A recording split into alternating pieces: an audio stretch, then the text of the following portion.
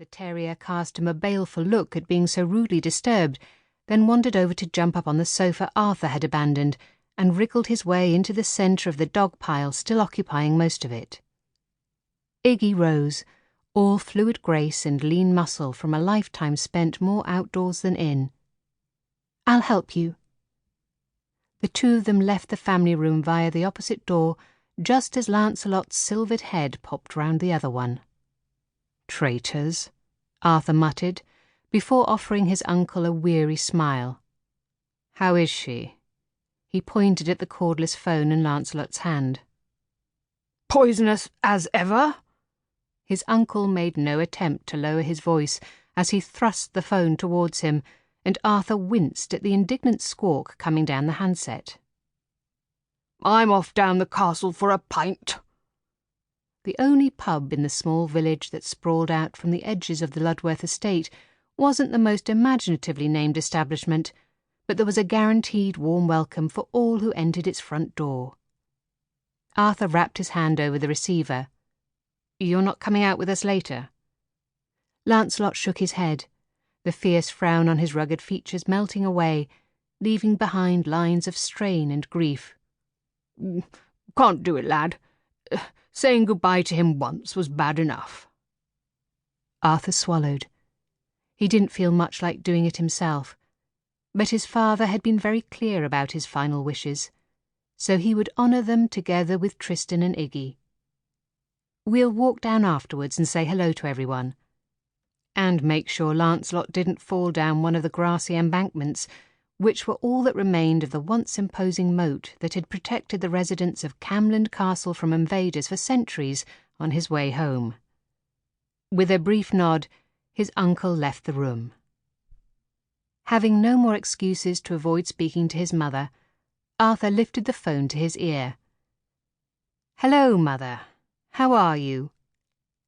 "How am I? How can you ask me that? How could he have been so cruel?" Helena Ludworth Mills Wexford Jones broke down into noisy sobs, which Arthur knew from long experience wouldn't produce enough tears to ruin her perfect makeup. With a sigh, he rested his head back against the dark wood panelling lining the wall behind him and let the performance play out. His eyes strayed instinctively to the smiling portrait over the fireplace, and he wondered, not for the first time, how someone as jolly and lively as his dad had ended up married to someone like Helena. Within less than a minute, the sobs had quietened to a series of breathy gasps, and he was able to make himself heard. "Who's been cruel to you, Mother?" It was a pointless question. Deep down in his gut he knew what the call was about. He'd settled the last bits of his father's will with a solicitor the previous week. Not the best way to spend Christmas Eve, but the timing couldn't be helped, and Arthur had just been glad to see the back of everything after several months trying to tie off the myriad strands of red tape tangled around his dad's sprawling portfolio. Once they'd untangled the mess of dodgy investments, short-term loans and several eye-watering overdrafts, it had become clear to Arthur the estate he'd inherited was flat broke. "Your father, of course. He waited until the last to drive a dagger into my heart. I bet he went to his grave laughing over it." "There wasn't much to laugh about at the end," Arthur said, fighting to keep his voice steady as he pictured his father at the last.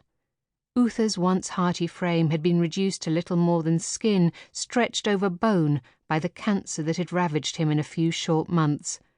"But how am I supposed to survive on the pittance he's left me?" Helena wailed. Arthur gripped the phone so hard his fingers turned white. God, she had a bloody nerve. Technically, he didn't owe you a penny. Helena had walked out on the four of them before the triplets' second birthday, declaring her duty done, and had barely looked back. Even after she demanded a divorce to marry her second of 4 husbands, and counting, his dad had continued to support her financially over the next 25 years, and had insisted on a final settlement for her in his will, one which the overstretched estate could ill afford. "How can you say that? He owed me. Giving